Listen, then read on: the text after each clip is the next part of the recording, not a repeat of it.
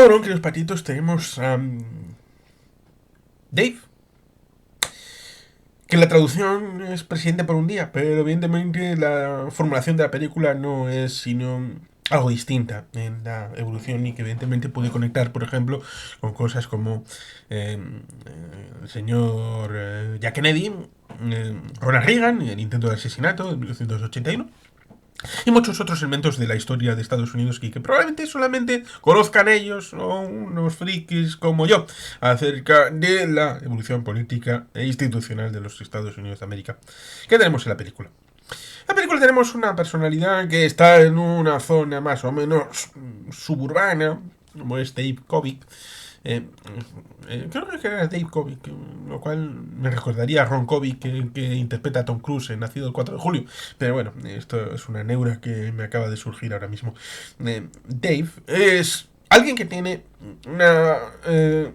organización que busca trabajo, lo cual creo que la película está en el comienzo de los años 90. Nos encontraríamos con aquella situación en paralelo, en 1994, con las ETTs y el tema de Felipe González y el regusto de lo que había pasado en 1988, el 4 de diciembre, con la huelga general y las empresas de trabajo temporal y todo esto. Bueno, pues Dave busca trabajo a la gente. Lo que es sintomático a la hora de self-made man, el hombre hecho a sí mismo, el americano, que ayuda a los demás, cooperativo, que es algo que, por ejemplo, Fonseca hablaría en sus vídeos acerca de esta pentalogía, acerca de las culturas woke y todo esto, y de cómo él comenta que no es algo de clase, sino que el hecho de sentirse, entre comillas, de izquierdas o derechas está en nuestra biología y en nuestro cerebro, lo cual seguramente algunos dirán, bueno, esto es comparable con la frenología y no, bueno, yo ahí no entro ni salgo, sino simplemente que esto interviene y opera en ciertas mentalidades, como establecer la política en Estados Unidos, sobre todo pensando en el llamado duopolio, que precisamente en 1992 pudo haberse roto con la participación de un tercer candidato que en verano se retiró para volver a la candidatura a finales de la propia campaña, lo cual evidentemente le reportó un voto importante, pero no suficiente como para obtener la presidencia. ¿Cómo hubiera pasado de no haberse retirado y haber tenido una candidatura continuada? Luego también está el hecho de que le acusen al Partido Demócrata de obtener la victoria a través de la división del voto en la candidatura republicana y de este muchacho. Por tanto, ahí está parte del intríngulis de una política que a veces no se suele utilizar, sobre todo teniendo en cuenta de que, bueno, se piensa Reagan, 2 mandatos, luego George Bush padre, 1 mandato, luego Clinton, 2 mandatos, luego el señor Bush hijo, 2 mandatos,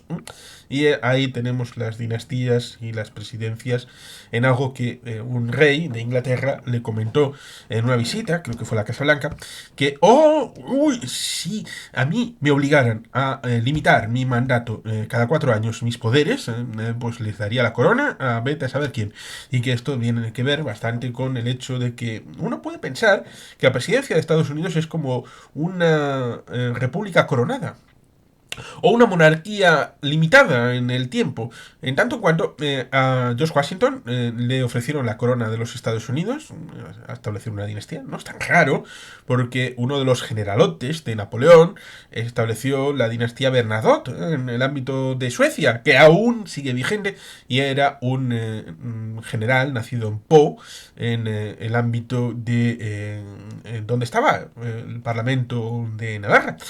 Por tanto, era un vascón, un navarro vascón, un gascón.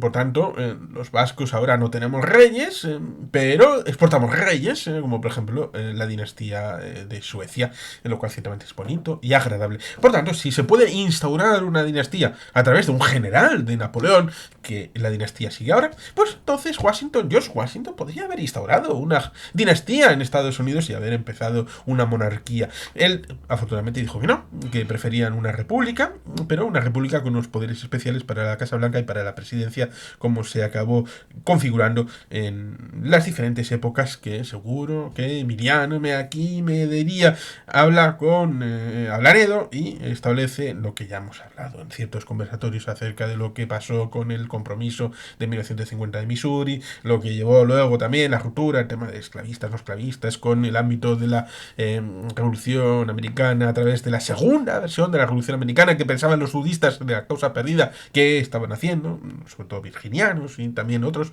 y que evidentemente luego llegó a la reconfiguración y la reconstrucción a través de los años siguientes, y que evidentemente ahí los Estados Unidos pues tienen una historia prolija, aunque condensada en 2 siglos prácticamente, y que evidentemente nos lleva a Kennedy, a la situación con Marilyn Monroe, a toda esa vicisitud de Nixon, el Watergate y toda esa política que tiene un espacio-tiempo en donde los Estados Unidos tienen una visión política que permea en las películas que no son políticas, pero que luego hacen películas políticas también,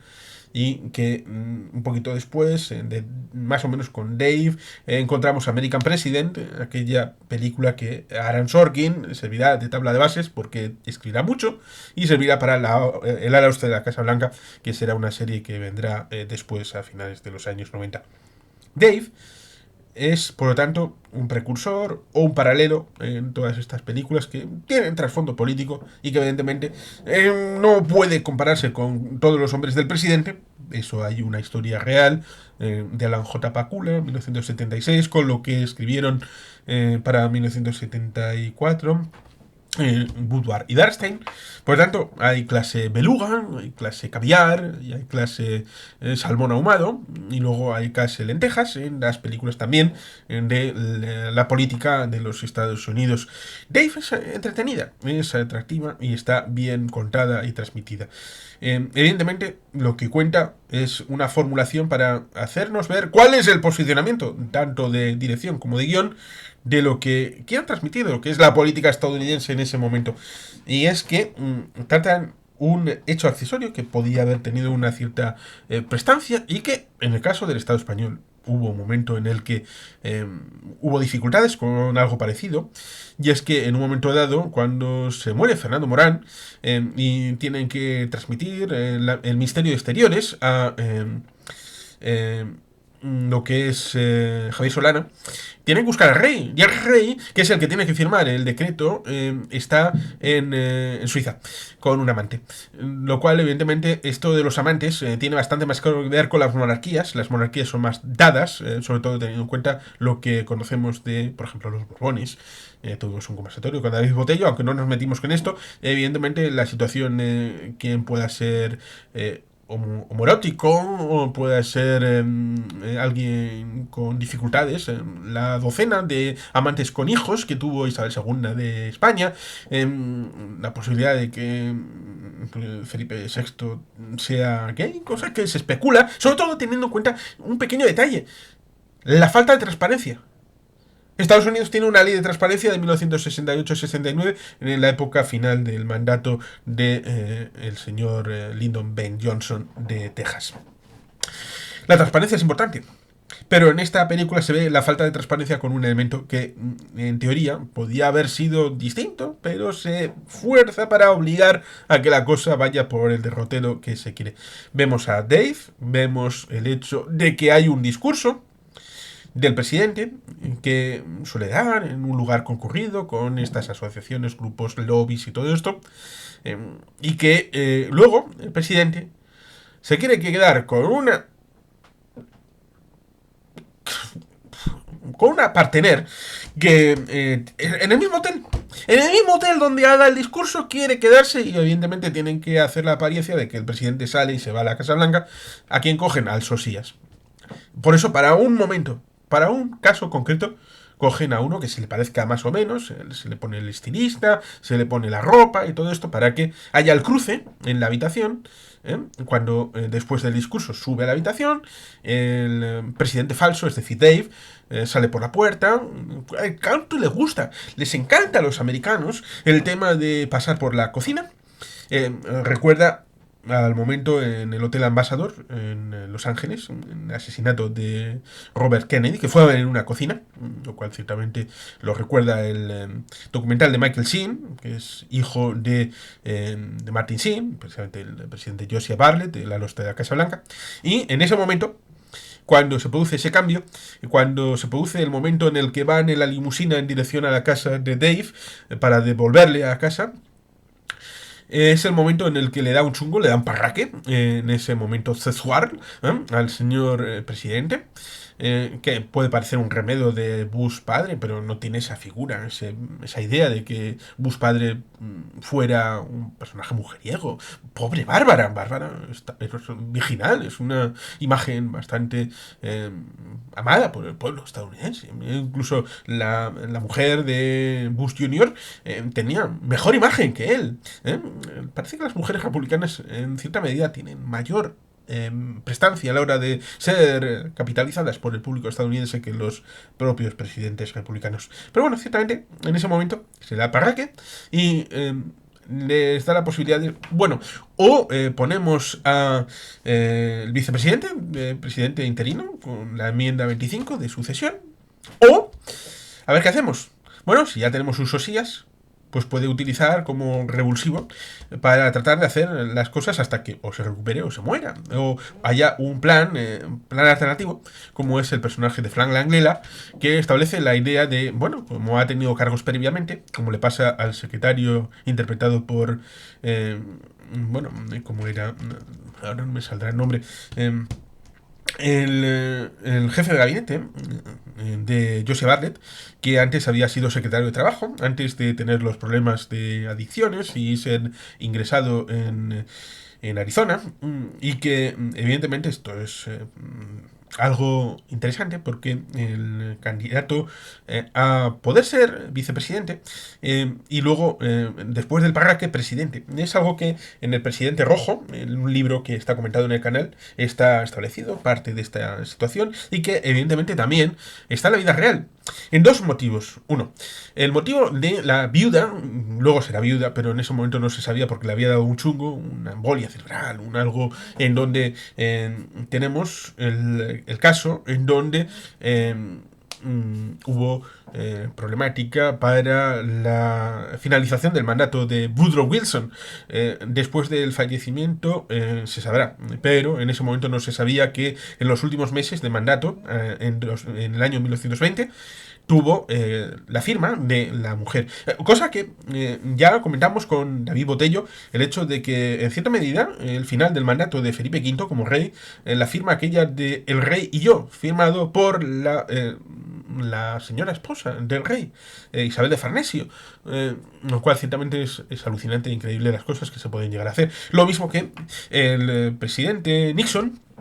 tenía a Spiro Agnew. Spiro Agnew era el candidato en 1969 y en 1972, 73, para la elección y reelección. Pero Spiro Agnew fue el primero en dimitir de los cargos importantes en el caso Watergate. Y después tenemos el hecho de que Haldeman y Ehrlichman, los cabecera de la defensa de la Casa Blanca, cosa que son, en parte, esos dos que hacen esta conspiración, son un remedio de esos perros pastor alemán de Ehrlichman y Haldeman, uno de los cuales tiene un libro que escribió y que en la versión en inglés cogida en Roosendaal, en Países Bajos, en una librería de segunda mano, está comentado en este canal. Ojo, cuidado, que aquí nos comprometemos con la verdad y con la historia hasta puntos bastante importantes. Por tanto, ahí tenemos un caso histórico en la Casa Blanca de 1974, en donde, primero, se produce la relevación en el ámbito de la vicepresidencia, Spiro Agnew dimitió, entra Gerald Ford, y Gerald Ford adquirirá en agosto, el 6 de agosto de 1974, la presidencia de los Estados Unidos. Un evento bien interesante. Y que evidentemente es algo a tener en cuenta porque no es tan raro el hecho de que traten de quitar con el caso First Liberty, un caso de una supuesta caja de ahorro, que también remeda el hecho de Spiro Agnew con la dimisión que tuvo, para meter a una persona de vicepresidente con la perspectiva de que acabe siendo presidente de los Estados Unidos. El presidente que nadie eligió, como fue Gerald Ford, y que luego se presentó a la elección y que le ganó James Al Carter, antiguo gobernador del gran estado de Georgia. Por tanto, ojo, cuidado con los planteamientos, que tienen más historicidad de lo que pueda parecer, con una película que es de comedia, que es de histrión, pero que tiene un guión más o menos labrado. No es orfebrería, pero sí tiene ciertos elementos que son parte de la historia de los Estados Unidos reciente de esos años 60, 70, 80. Son elementos bien interesantes y que evidentemente esa conspiración trata de sustentarse con una personalidad que sea un meme. Bueno, entonces no sería un meme, sería un titiritero. Los dos, el remedo de Ernieman y Haldeman, controlando a esta personalidad para que hiciera lo mínimo posible, lo mínimo necesario, aparentando, dando la cara, diciendo en el trabajo que se ha enamorado y que se ha ido a una isla del Pacífico, o a Acapulco, o a Maui, da igual, donde sea, y que se ha enamorado y que ya está. Y estar un mes fuera, bueno, pues es lo que estará más o menos, o lo que venga a ser necesario hasta cubrir ese espectro de cosas. Pero el problema que tienen es que se le sale de madre. Que Dave se convierte en presidente por sí mismo, que tiene ideas propias, lo cual es problemático. Y a veces ha pasado. A veces ha pasado a alguien que pensaba que ponía algún sosías que iba a ser menos que él, como la evolución de este Puyol, Arturo Mas, el señor Torra, luego bueno, en medio el señor Puigdemont, luego el Torra, luego Laura Borràs, y bajando, y bajando, y bajando, hacia el estercolero, siempre poniendo a alguien menos capacitado que el anterior, lo cual ciertamente es alucinante, pero bastante real en ciertas psicologías humanas. Ahí tenemos un caso bastante claro en donde se establece la idea de qué piensan los guionistas acerca de lo que pasa en la política en Estados Unidos. Piensan que la política es de la gente que ocupa sus cosas, de sus rollos, sus líos intestinos, y que a la gente le importa un carajo, una bazofia que está ahí abajo y que les paga el sueldo. Que es el reverso también de su distinguida señoría de Eddie Murphy,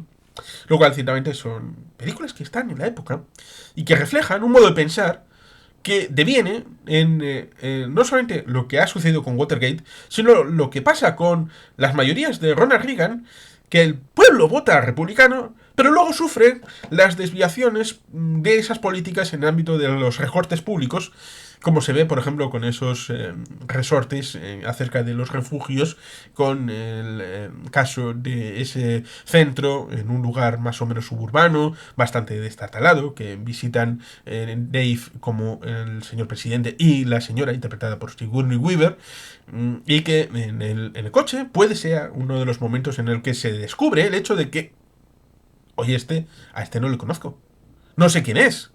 Y se descubra el hecho de que mirándole la faldita y lo que viene por debajo, tenga ahí una situación bastante complicada para, evidentemente, descubrir el pastel de que aquí ha pasado algo y que, ya sabiendo todo el tema de los líos y las infidelidades, pues este es alguien distinto, o aquí al marido me lo han cambiado.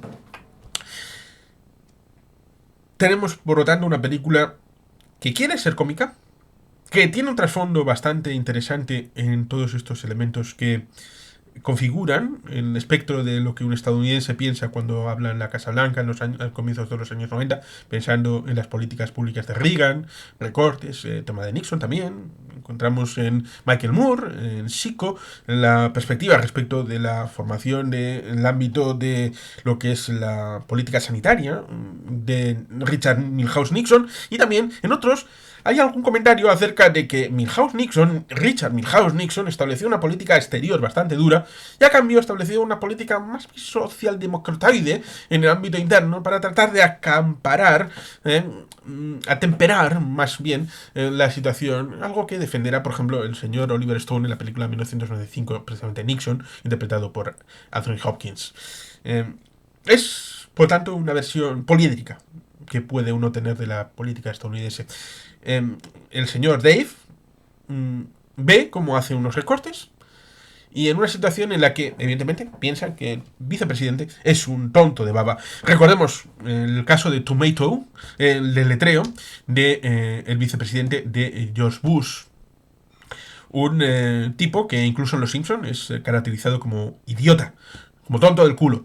como una persona que está rayada en el borderline, que es alguien que no le darías ni siquiera a guardar una patata, porque no sabría ni lo que es.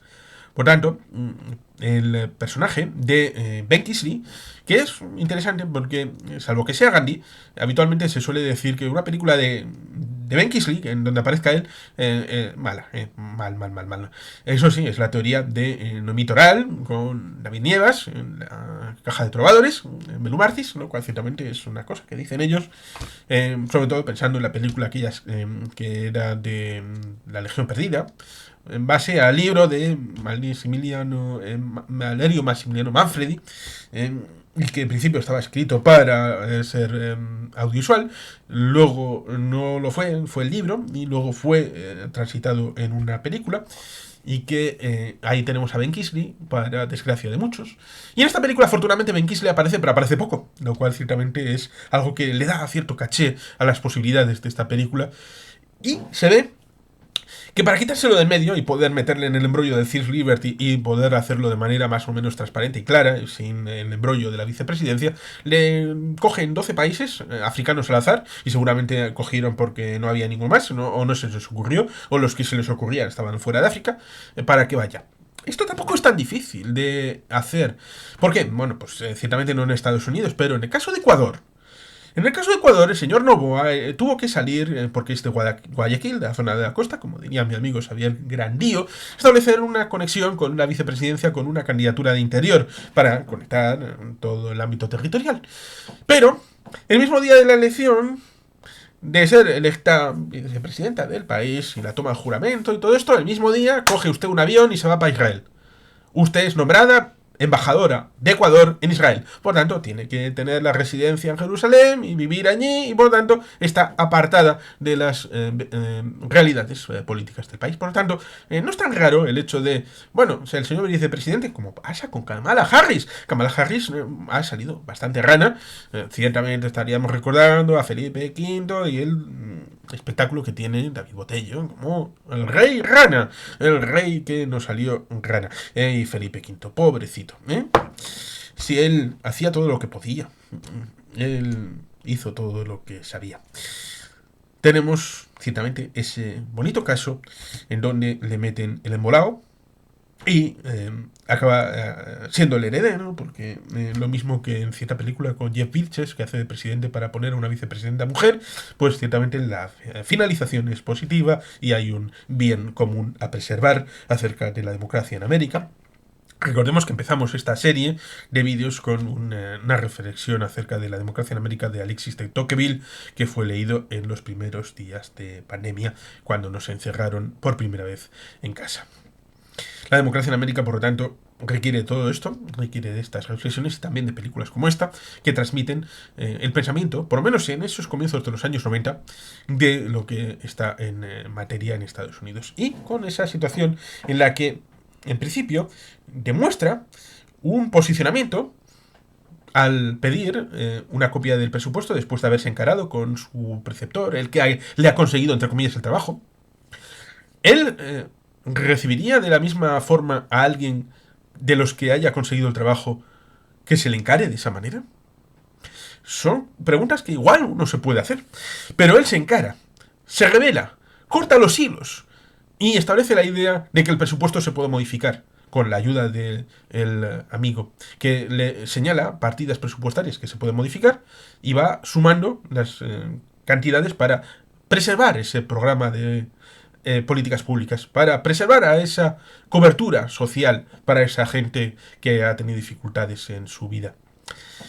Y lo hace de tal manera que la mujer empieza a pensar, este no es mi marido, o es el primer marido, a pesar de que no es la misma persona. Y se enfrenta a las problemáticas de aquel que se cabrea con aquellos que tienen poder para hacer las cosas, porque el personaje de Frank Langella se piensa que es un hacedor de reyes, es un creador de líderes. Y si lo pudo hacer con el tipo que está en la cama en coma intubado, pues puede hacerlo con el Dave hasta hacerlo con él mismo. Pero hubo Hubo situaciones en las que hubo un vicepresidente del Athletic Club de Bilbao que pensó que podía liderar la Liga de Fútbol o la Real Federación Española de Fútbol o ser presidente del Athletic y como segundo de un equipo puede funcionar, pero como líder de un equipo no funciona y por tanto cada cual debe saber sus limitaciones y el personaje de Frank Langella no lo sabe o no quiere conseguir reconocer sus limitantes. Por tanto, ahí hay un problema de liderazgos, de capacitaciones, de orgullos mal digeridos y a través de eso hay ese momento en el que salen de la Casa Blanca, cada cual por su dirección, porque cuando el personaje de Sigourney Weaver le obliga a bajar a los sótanos y ver en ese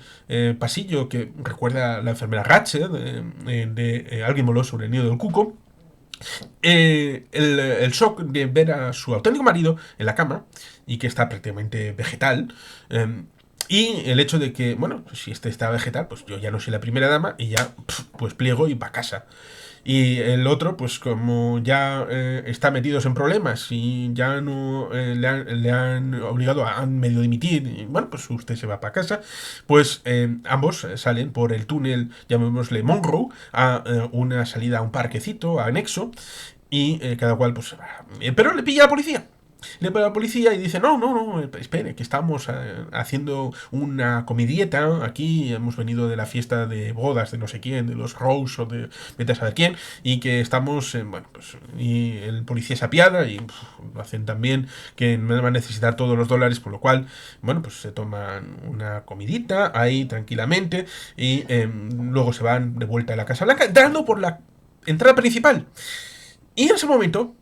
es cuando le ha dicho, si tuvieras la posibilidad de seguir haciendo cosas, ¿qué harías? Y ahí se convierte en su propio dueño, rompiendo las ataduras definitivamente, pero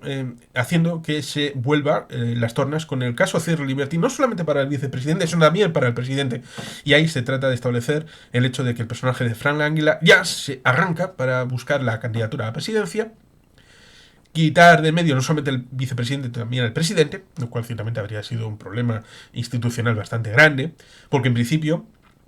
el heredero habría sido el speaker de la Cámara de Representantes.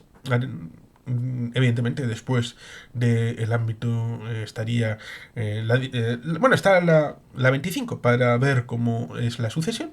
Y ese momento en el que saca las cosas encima de la mesa, como pasa con Eddie Murphy en su distinguida señoría, en aquel caso con un vídeo, en este caso con unos papeles que le ponen a caer del burro al el señor personaje de Frank Langella, y es el antiguo compañero, el antiguo compadre, el que ha filtrado las informaciones para que pase como el alcalde Quimby en un momento dado en Los Simpson, que en un momento dado está todo rodeado y en otro momento la sala está vacía y solamente quedan Bart y Lisa Simpson, que también se van porque ya es un apestado y ya desaparece. Y esto le pasa al personaje de Frank Langella y que ahí tenemos el punto de tránsito, porque han tenido una conversación, el vicepresidente con el presidente, y ahí se ve cómo está claro que va a ir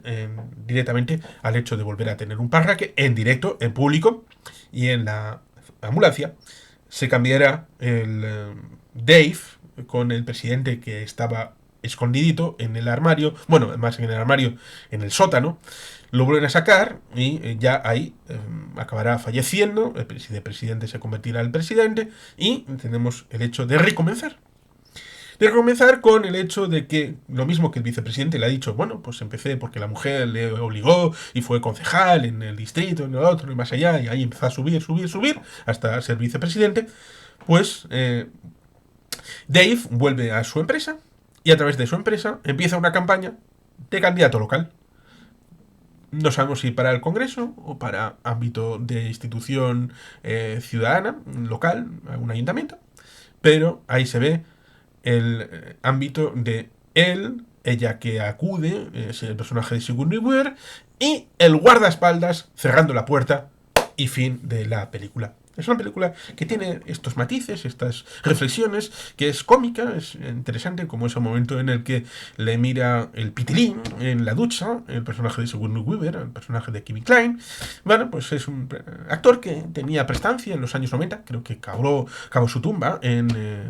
Wild Wild West, en 1998, con el señor Will Smith. Pero bueno, ciertamente estas películas son muy de los años 90, muy interesantes, muy explicativas del modo que tenían de pensar de la política en los años 90 en Estados Unidos, y que es muy de nicho, a pesar de que tiene un interés a todo el público que la pueda ver. Y se puede ver, ciertamente, más de una vez sin ningún tipo de desgaste. Pero en fin, ahí tenemos Dave, traducida aquí como Presidente por un día, una película que recomiendo vivamente y que seguramente le saquéis más punta de lo que he hecho yo. Y sin más, queridos patitos, es que ricasco, agur, berobat, Betty Helpien.